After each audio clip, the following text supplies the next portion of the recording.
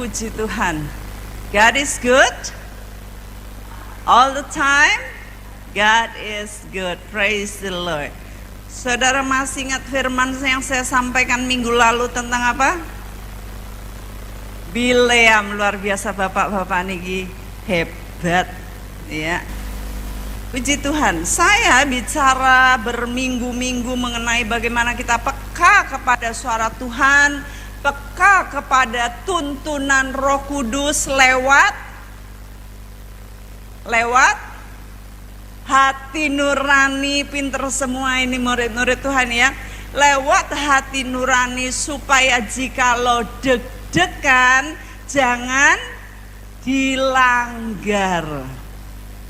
Ya, Tuhan memberikan kita ranjau-ranjau dalam hati lewat Roh Kudus. Saat kita melanggar, maka lama-lama alarmnya memudar. Roh Kudus gak mau bicara lagi. Roh Kudus bilang, karepmu, terserah kowe, jalanono dewe. Dan seperti Bileam, apa? Jalannya menuju kebinasaan. Saudara hafal banget. Saya senang banget saudara langsung jawab. Karena apa? Bahayanya jikalau kita melanggar ketetapan Tuhan, perintah Tuhan, the nudge. Kadang-kadang bahasa Indonesia tuh kok rada lupa. The nudging of the Holy Spirit, apa ya? Sentakan dari Roh Kudus ya di dalam hati kita. Dia sudah duk.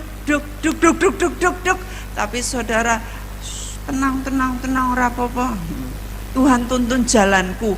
Mau berdosa malah minta Tuhan nuntun, ya ta? Banyak anak Tuhan begitu. Saya sudah sampaikan berkali-kali, minta konfirmasi dari Tuhan, mau berbuat dosa, mau melangkah salah, mau mengambil keputusan yang salah, malah minta konfirmasi dari Tuhan, suruh malaikatnya nuntun.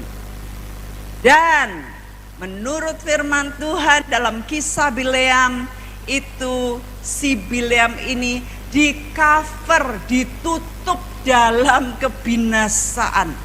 Bukan Tuhan. Tuhan bilang ya wes karepmu. Karena kita punya free will dalam hidup kita, maka Tuhan menyerahkan kepada kita keputusan-keputusan kita. Dia tidak pakai remote control. Ya, AC ada remote controlnya. Kita ini enggak di remote. Jadi bukan Tuhan yang menentukan. Kalau penentuan Tuhan itu menolong, seperti kisahnya siapa? Yunus. Ya, atas penentuan Tuhan, maka datanglah gelombang. Supaya apa? Sadar, kamu salah. Atas penentuan Tuhan, datanglah ikan yang besar. Atas penentuan Tuhan, ikan itu dibuat perutnya bergolak supaya memuntahkan Yunus. Atas penentuan Tuhan, tumbuhlah pohon jarak. Atas penentuan Tuhan, pohon jarak mati. Semuanya atas penentuan Tuhan. Jikalau Tuhan mau menghalang-halangi kita supaya kita tidak salah melangkah. Begitu baiknya Tuhan. Seringkali Tuhan bikin kita nanti tabrakan gitu. Supaya apa? Kita gak kesana.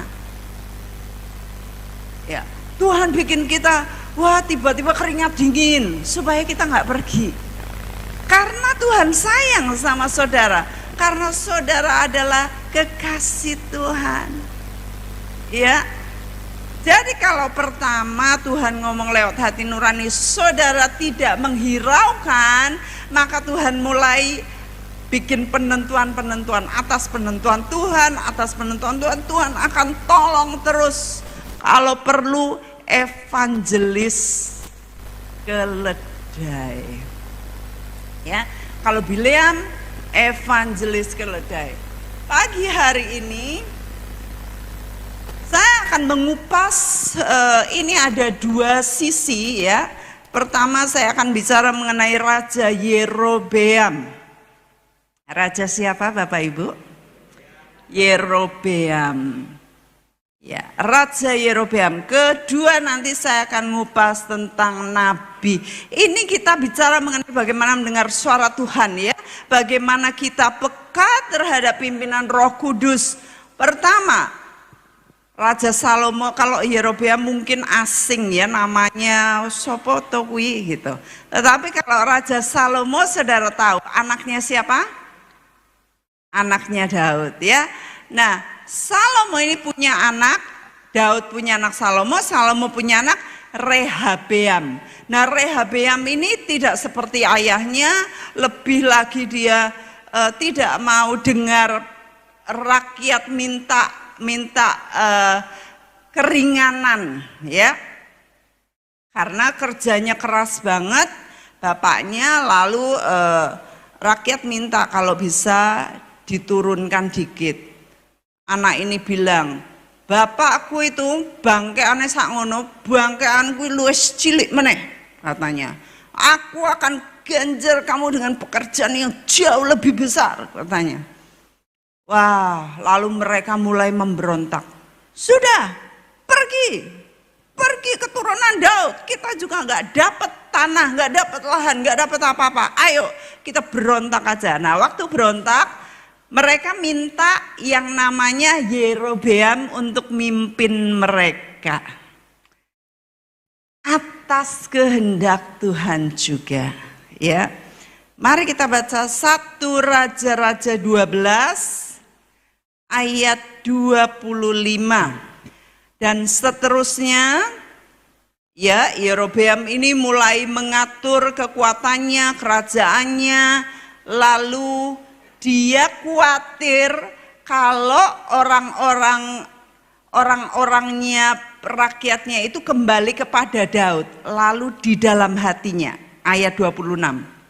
Maka berkatalah Yerobeam dalam hatinya, kini mungkin kerajaan itu kembali kepada keluarga Daud. Dia takut. Itu sebabnya katanya, nah ini 28, sesudah menimbang-nimbang maka raja membuat 2 anak lembu jantan dari emas. Ya, dia bikin sapi-sapian, dia bikin patung sapi dari emas. Lalu dia bilang kepada rakyat itu, "Hai rakyatku, ini sekarang Tuhan Allahmu, sembah dia." Loh, ngawur lah. Raja ini seorang pemimpin. Saudara-saudara di sini yang sudah orang tua adalah pemimpin, ya. Yang anak-anak belum jadi pemimpin, tetapi mungkin di sekolahnya jadi ketua OSIS, jadi ketua kelas. Kalian juga pemimpin, ya. Di sini banyak pemimpin-pemimpin. Keputusan-keputusan kita sangatlah penting dan menentukan orang-orang di bawah kita yang akan kita pimpin, yang kita sudah pimpin. Setiap pemikiran, setiap keputusan, setiap apapun yang Tuhan perhadapkan kepada kita harus ditimbang masak-masak. Dan seperti yang sudah saudara dengar, tiap kali saudara mau memberi keputusan, melangkah kepada keputusan yang salah, Tuhan selalu ngasih net, alarm itu akan makin kenceng. Ya, tergantung saudara mau nurutin itu alarm dalam hati, atau saudara menepisnya, saudara memberontak melawan suara Roh Kudus itu, dan Roh Kudus itu akhirnya saudara bungkam mulutnya, dan saudara melakukan kehendaknya sendiri. Ini dia menimbang-nimbang, dia tidak tanya kepada Tuhan. Ya, kita harus senantiasa dipimpin Roh Kudus. Tanya Roh Kudus, ini jelas salah, tetapi karena ada ketakutan dalam hatinya, ya bahaya kalau kita mulai khawatir, mulai takut, kita bisa-bisa milih keputusan yang salah, kita bisa-bisa melenceng karena kita takut. Bahayanya kalau sudah nyusup itu ketakutan roh ya. Takut, khawatir, hari-hari mikirin khawatir, bukannya diserahkan kepada Tuhan. Saudara tahu, itu takut dan khawatir itu roh. Itu apa? Saya gemes ini sama roh-roh ini yang saudara biarkan. Ya malah saudara menangisi hari-hari, merenungkan siang dan malam ketakutan itu. Bukannya meletakkan kepada Yesus, di bawah kaki salib Yesus, dan jangan digendong lagi. Kalau saudara ada takut, saudara bilang dalam nama Yesus, roh takut menyingkir engkau. Lalu Yesus berkata begini, datanglah kepadaku, hai kamu yang letih lesu dan berbeban berat. Ya, letakkan kuk itu beban saudara di kaki salib Kristus, kemudian serahkan kepada salib Kristus supaya saudara nggak ngangkut lagi. Setelah itu saudara praise the Lord. Bilang puji Tuhan. Terima kasih Tuhan untuk beban yang ringan dan enak yang Tuhan gantikan. Ngapain saudara mikir? Kalau mikir sini tambah berat, ya tambah abot, tetapi saudara tidak ringan hatinya, nggak ada jalan keluar. Beberapa bulan yang lalu saya diperhadapkan kepada suatu keputusan yang lumayan ini suatu pertimbangan bukan masalah, suatu keputusan pemilihan ngomongnya sampai sulit yang baru saya hadapi. Kemudian saya tuh berbeban hari-hari piye to yo, lalu saya ngerancang di sini, mumet panas ini otak saya, tegang. Ya, syarafnya tegang. Bikin apa-apa? Aduh, lama-lama saya mikir, kenapa saya nggak serahin kepada Tuhan aja? Kenapa saya sharing sama yang lain? You know, gini. You know, gini. Mereka juga nggak tahu jalan keluarnya. Kemudian, saya benar-benar letakkan beban ini kepada Tuhan. Tuhan kau yang nanggung. Habis itu saya nggak mikir, nggak mau ngomong plong. Ya.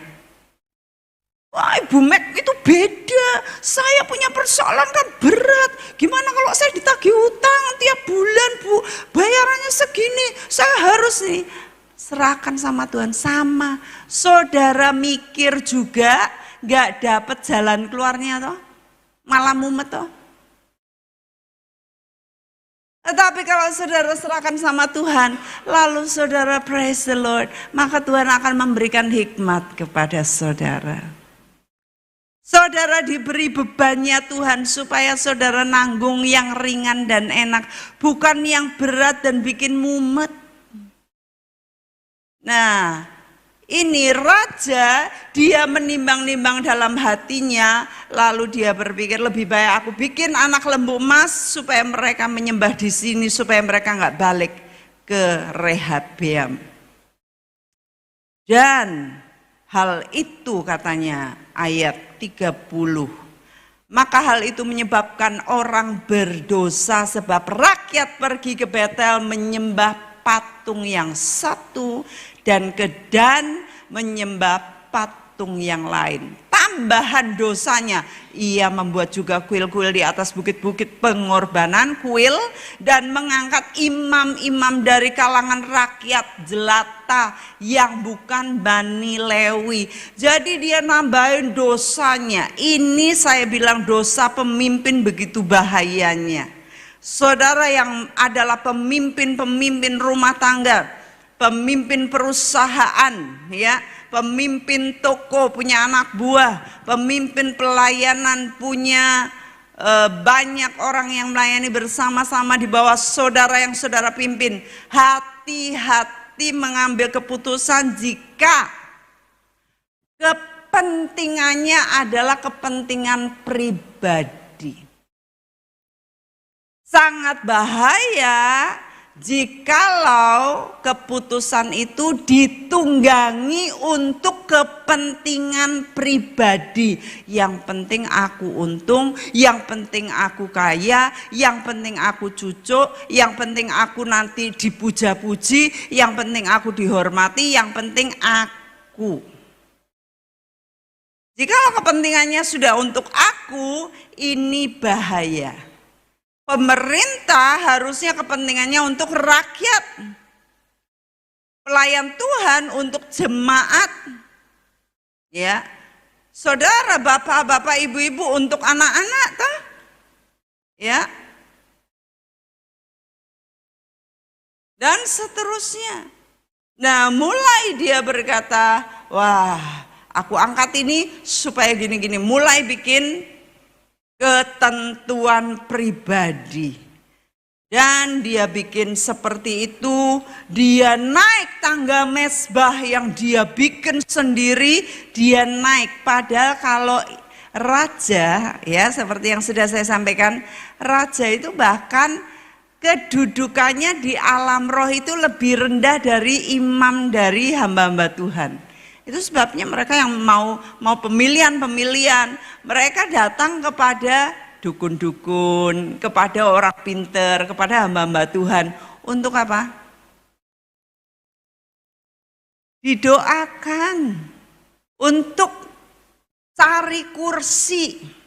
Si orang ini, Yerobeam, dia naik ke mezbah yang dibuatnya sendiri. Dan ia menentukan ini yang telah direncanakannya dalam hatinya sendiri. Ayat terakhir itu 33.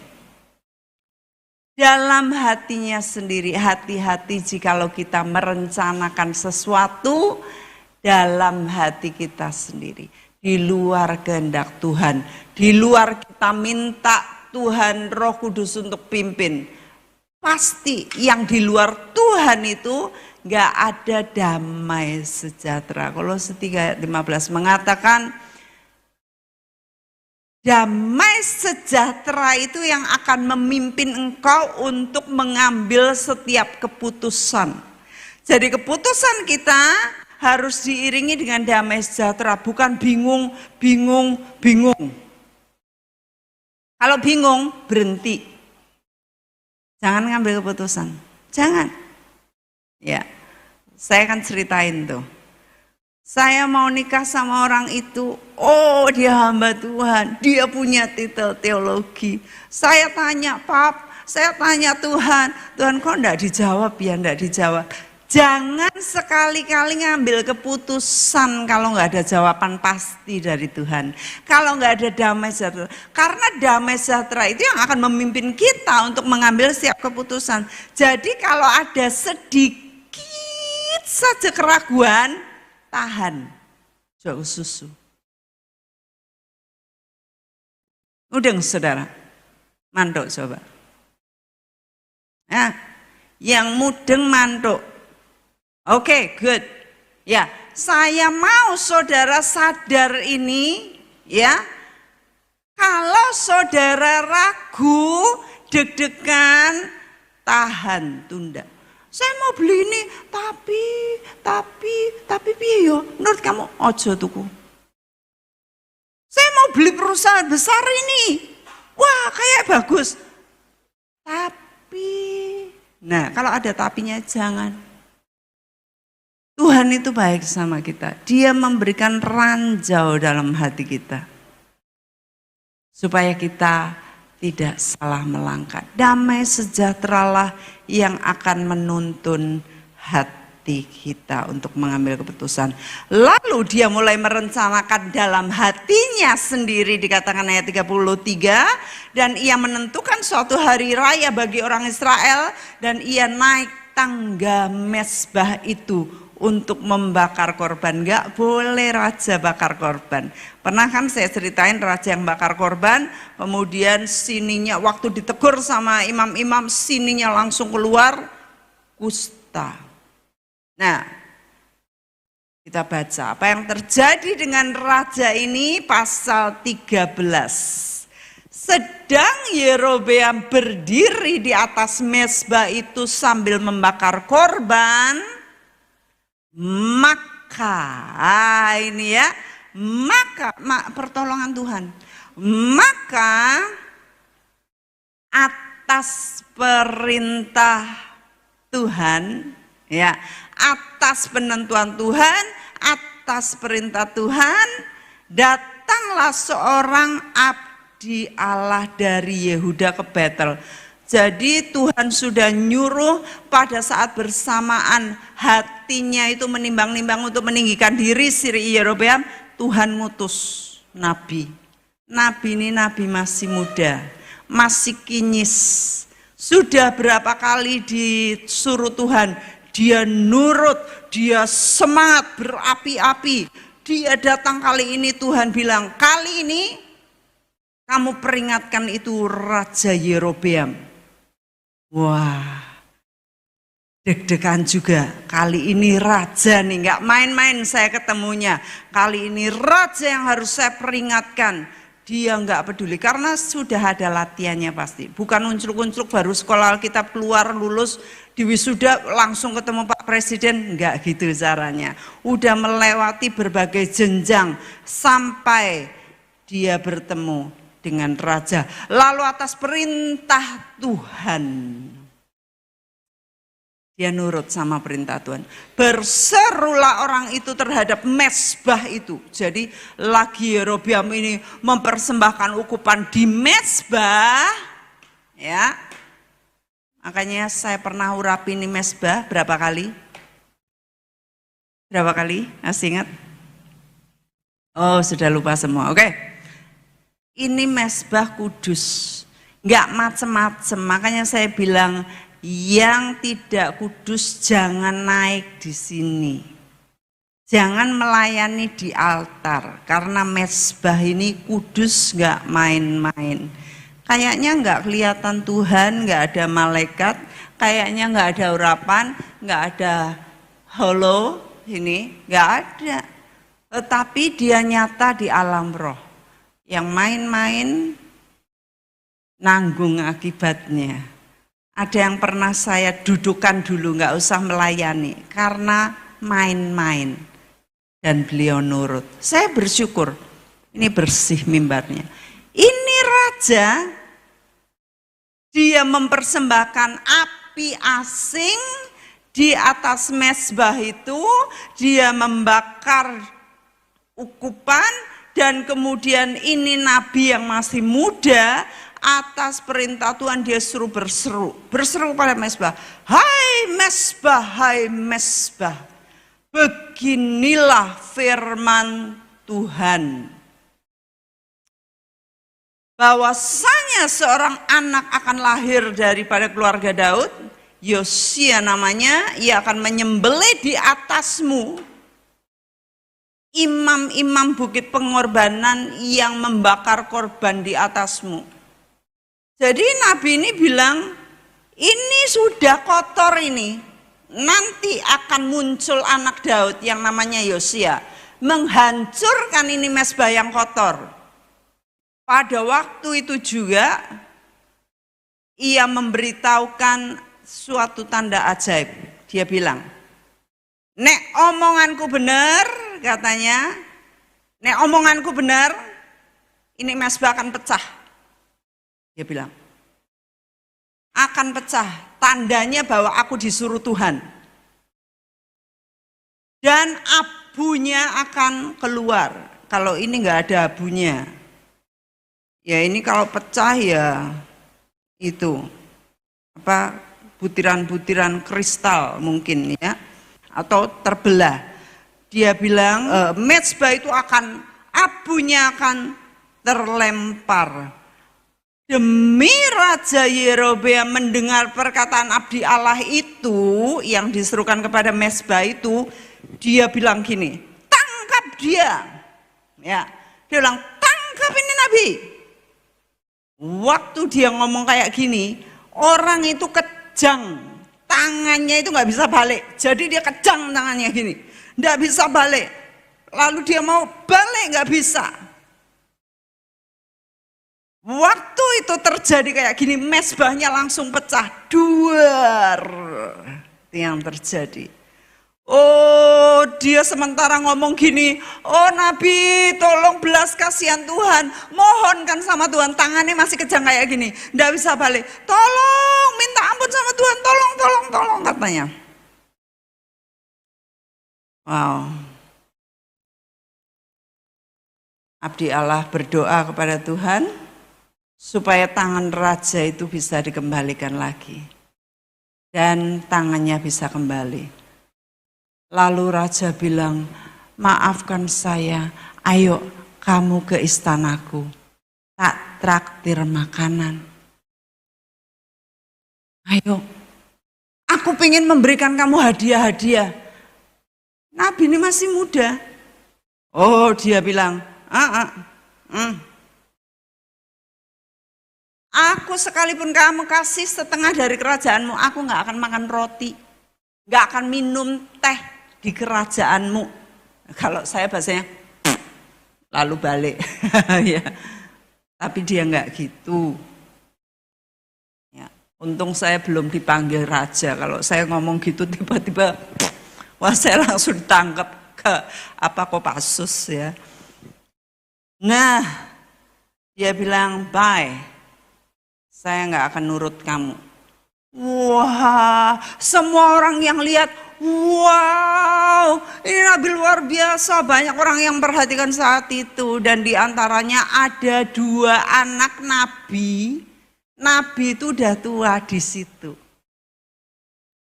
Pulang-pulang dia bilang, Pak mau no Nabi nom loh Pak. Wah, gini gitu ceritanya. Oh, terus raja ngomong, gue mandek kok kene, tak jajake, tak kemanganan. Orang-orang, tidak, saya tidak akan makan, tidak bisa minum. Mbok kasih hadiah, aku tidak mau. Lah, wis, dia mulai lewat di? Lewat sana. Ya wis, keledai disiapkan, dipelanai, aku meh ngoyak dia. Langsung dia ngoyak itu Nabi, dan dia bilang, hai, apakah kamu Nabi yang tadi itu ada kasus besar di ukupan itu? Ya, aku juga Nabi. Yuk, kamu mampir. Enggak boleh. Tuh, tapi Nabi tua ini bilang, tapi Tuhan ngomong loh sama saya, bahwa kamu suruh mampir. Ya dengar, Tuhan ngomong ya. Jadi aku suruh mampir ya. Mungkin sudah rodok keruyuk-keruyuk perutnya. Mungkin enak juga ya dijanjiin makan-makan. Enak juga ya minum ya. Aku tadi habis ngelak perjalanan jauh. Di tempat itu pun aku enggak dikasih minum. Tapi memang aku enggak boleh minum makan di situ. Tapi kemungkinan. Ya. Nah, saya berpikir gini, kenapa Tuhan nggak pakai Nabi tua itu yang sama di daerah yang sama? Kan ada Nabi itu, Nabi tua. Dan akhirnya, ini dulu, waktu akhirnya Nabi muda ini mau datang duduk makan minum sama Nabi tua ini, akhirnya firman Tuhan benar-benar datang kepada Nabi tua ini. Dan Tuhan berkata, karena aku sudah memerintahkan kamu untuk tidak mampir makan minum, dan kamu makan minum, maka kamu gak akan sampai rumah. Mayatmu akan tergeletak di jalan. Aduh. Nah, sekarang gini. Pertanyaan saya, kenapa ada Nabi tua yang bisa mendengar suara Tuhan tetapi Tuhan tidak pakai? Karena Nabi tua ini suka berbohong. Ya, terhadap Nabi dia berani berbohong, dia sudah terbiasa berbohong. Ya. Walaupun kemudian suara Tuhan masuk, tetapi dia berbohong. Tuhan tidak akan pakai orang yang berbohong mulutnya dari mulutnya. Ada dua sumber yang berbeda. Satu bohong, satu benar, suara Tuhan gak akan. Ya. Di dalam satu teko gak akan keluar dua aliran, kecuali dispenser. Panas dan dingin, tetapi itu pun air putih. Gak bisa saudara minta, ayo keluar Fanta. Gak akan. Satunya, soda gembira. Gak akan, saudara. Air putih, panas dan dingin. Nah, ini nabi, dia berani berbohong kepada nabi muda. Dan ganjarannya luar biasa. Ganjaran seorang nabi yang gak mau nurut sama Tuhan, Tuhan kirimkan evangelis yang langsung nerekam ini nabi. Kita lihat gambarnya. Jadi, ya, dia dicabik aja, tetapi dia nggak dimakan. Lalu keledainya juga nggak diapa-apain. Keledainya ngeliatin tuannya, kedil-kedil, ya. Nolong juga nggak bisa karena dia menghadapi singa dan tidak diapa-apain, cuman dibuang langsung mati. Tuh singa itu kalau udah berdiri gini sebelum nerekam dua gitu kira-kira bisa 3 meter, tinggi banget. Ya 2 kalinya manusia tingginya dari itu, dan besar sekali, berapa kilo, berapa ratus kilo. Dibuang gitu aja udah jatuh, udah nggak bernyawa.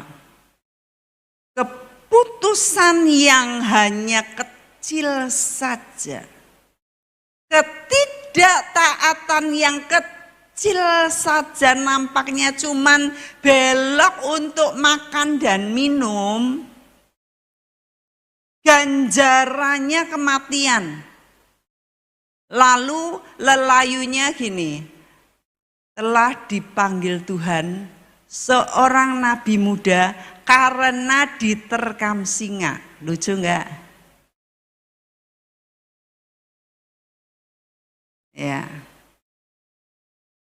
Matine kena apa? Matine kena apa? Oh, keterkam singa. Loh, carane piye? Diceritain. Aduh. Ya, beberapa kali saya berkata, kita belajar dari kematian orang benar. Matine kena apa toh? Matine piye? Yesaya 57 ayat 2, coba. Dan ia masuk ke tempat damai, orang-orang yang hidup dengan lurus hati mendapat perhentian di atas tempat tidurnya. Ya,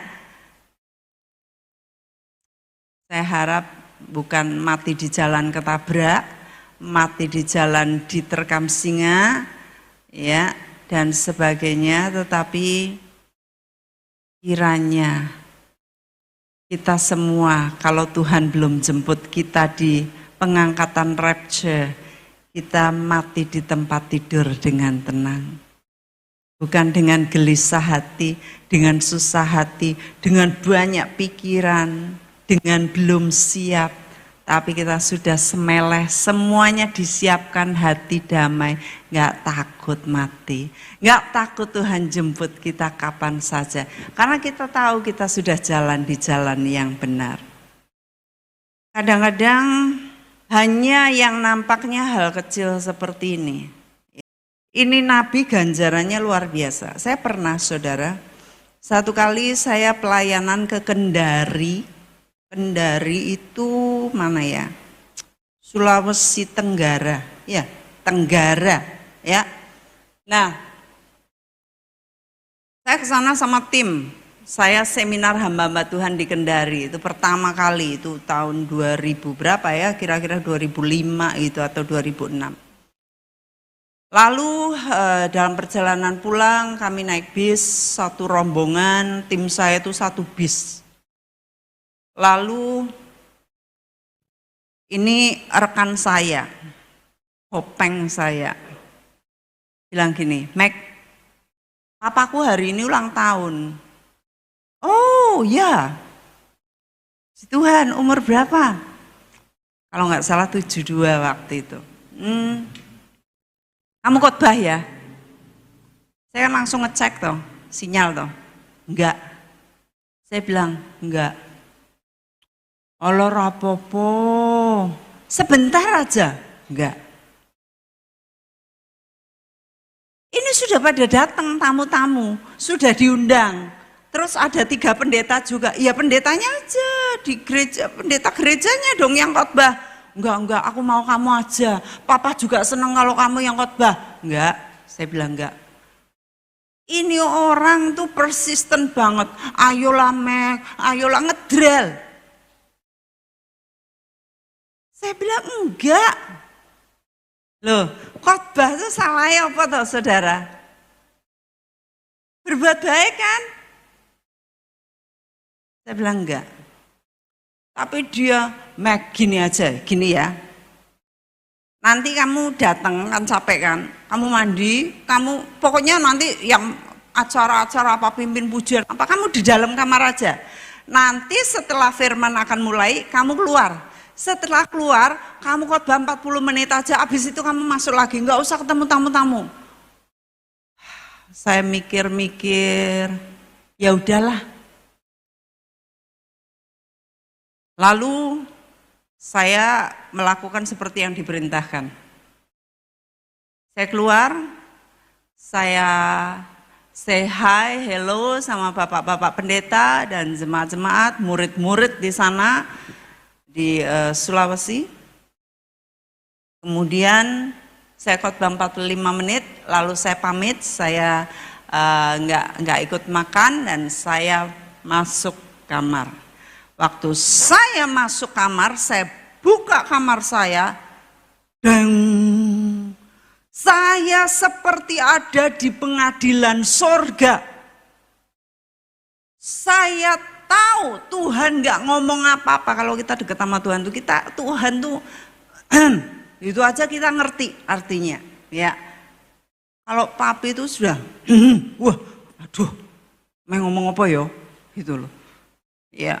Nah, ini tuh senyap, tetapi waktu saya buka pintu itu, saya tahu saya bersalah sama Tuhan. Langsung saya tersungkur, saya bilang, ampuni saya Tuhan, ampuni saya.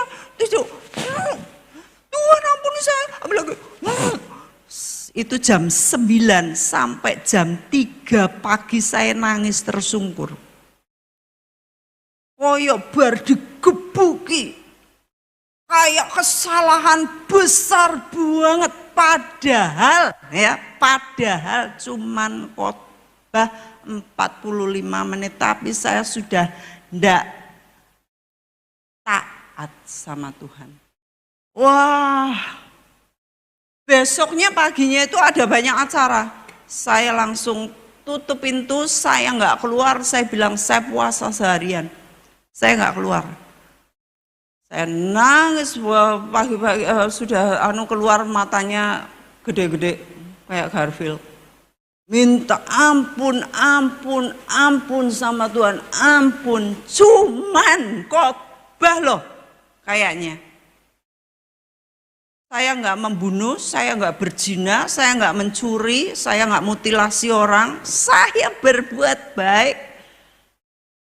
Kalau kita jadi hamba, kita harus taat sama Tuhan kita.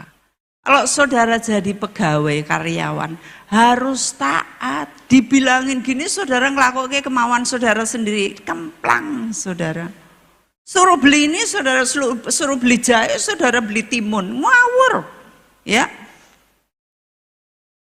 Suruh beli bensin, saudara malah beli bakso. Itu enggak genah. Ya. Kita hamba. Kita harus melakukan apa yang Tuhan kita suruh. Bukan habis itu melakukan hal yang lain. Nah, akhirnya dari situ saya mulai belajar. Saya diundang, saat kalau ada undangan saya langsung nyambung. Tuhan, ini utusan Tuhan enggak? Boleh enggak saya ke sana? Boleh enggak hamba ke sana? Apakah ini Tuhan yang utus? Tuhan bilang, Itu banyak, saudara. Akhirnya tahun-tahun setelah saya memuridkan, saya hampir nutup undangan itu banyak sekali. Dan orang bilang, Magdalene gue sombong. Sombong, diundang nggak mau. Ya. Satu kali ada yang undang itu kalau di Jakarta itu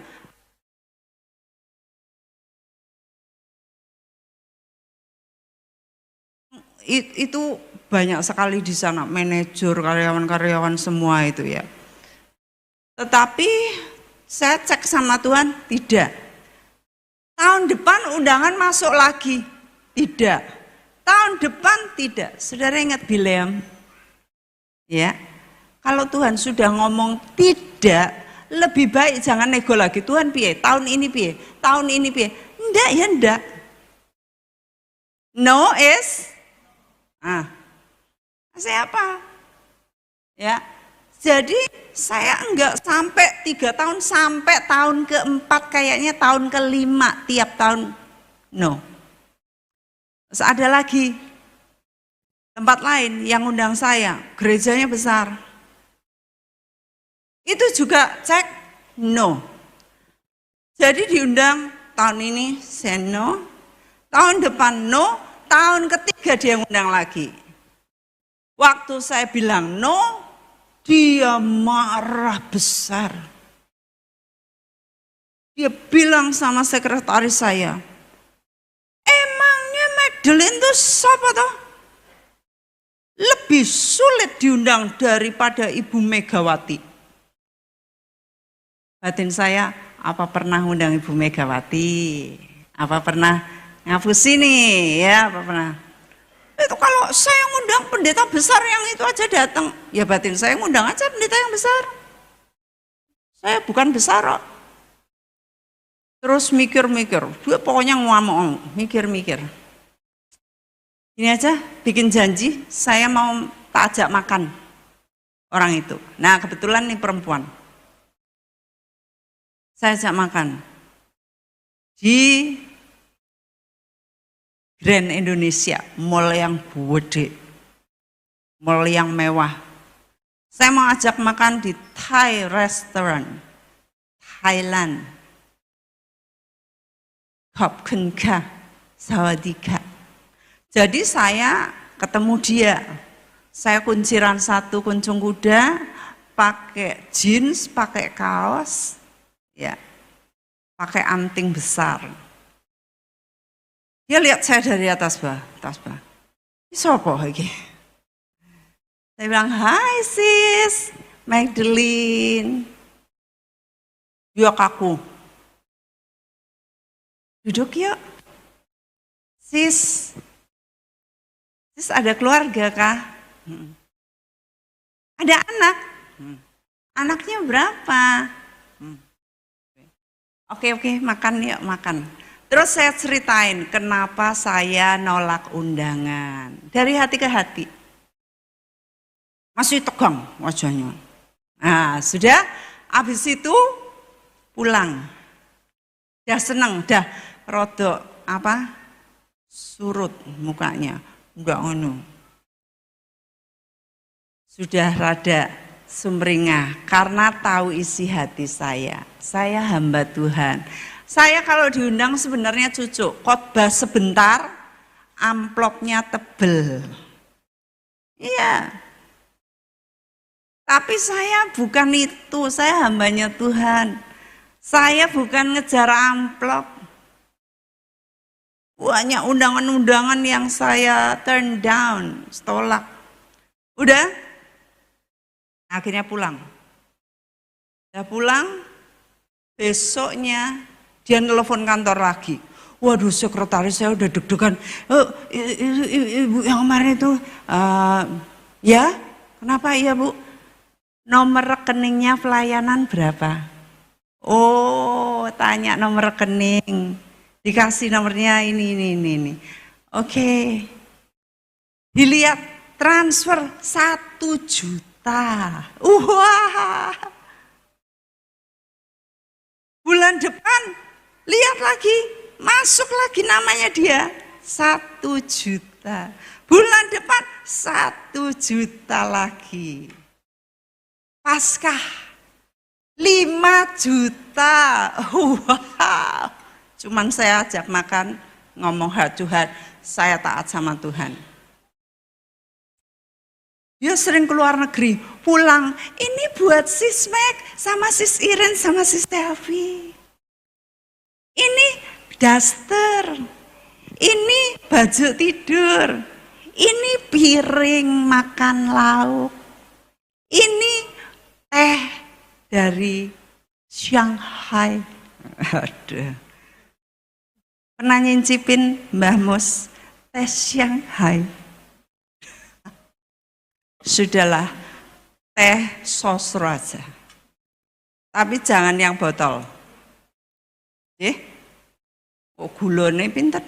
600 gulanya. Ya ampun. Anugerah Tuhan, gula 600 masih hidup jalan-jalan setiap hari. Kencanan mbek kayak jejere. Ya, tekan Solo Baru. Orang ngontel uga. Ya. Pokoknya aku melaku, ya. Panas banget. Kei topi. Pak, topi ya. Caping apa? Enten caping. Oke. Yen bucang sawit enten caping. Yen rada kinclonge tenan, Mbah. Ya. Nah. Tadi ngomong apa yang terakhir ya? Oh. Paskah 5 juta. Ya, hadiah-hadiah teh Shanghai. Kemudian Natal dia kirim 10 juta.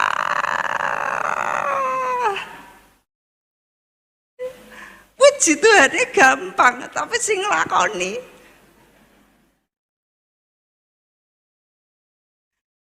Ya, jadi saya bilang no is no. Mulai itu, wah, saya udah takut Tuhan banget. Udah umum itu saya doa nangis 6 jam. Sudah pelajaran yang sangat mahal. Untung aku tidak diterkam singa atau dimakan kecoa dan aku mati karena dimakan kecoa di Sulawesi. Ya, ngeri benar. Saya rindu saudara taat sama Tuhan. Kalau Tuhan bilang no, very good. Saya bangga sama saudara semua. Taat tenan ya kalau Tuhan bilang no, ojo. Wis ora ono sing delok. Jangan gitu. Ya, jangan nekat, jangan bandel supaya saudara diberkati. Saya rindu saudara-saudara di sini semua ABC Family, saudara diberkati dengan luar biasa. Saudara mencintai Tuhan dan firman-Nya, hidup saudara panjang, lalu saudara mati dengan tenang nantinya.